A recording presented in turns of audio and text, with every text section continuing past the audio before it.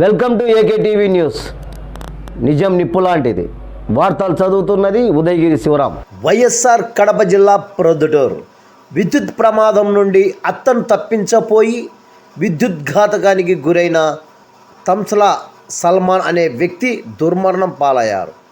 వివరాల్లోకి వెళ్తే జొన్నవరం గ్రామానికి చెందిన సుశీలమ్మ ఉతికిన బట్టలు ఆరవేస్తుండగా ప్రక్కనున్న విద్యుత్ వైర్లకు తడిచిన చీర తగులుకొని విద్యుత్ షాక్కు గురి కాగా ఇది గమనించిన అల్లుడు సల్మాన్ ఆమెను కాపాడే ప్రయత్నంలో కుడి చేతికి కరెంటు షాక్ తగిలి విలవిలలాడి అక్కడే కూలిపోయాడు.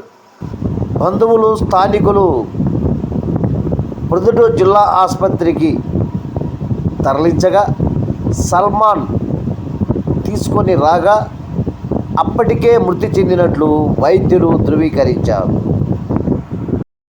ఇలాంటి వార్తల కోసం చూస్తూనే ఉండండి మీ ఏకే టీవీ న్యూస్. నిజం నిప్పు లాంటిది.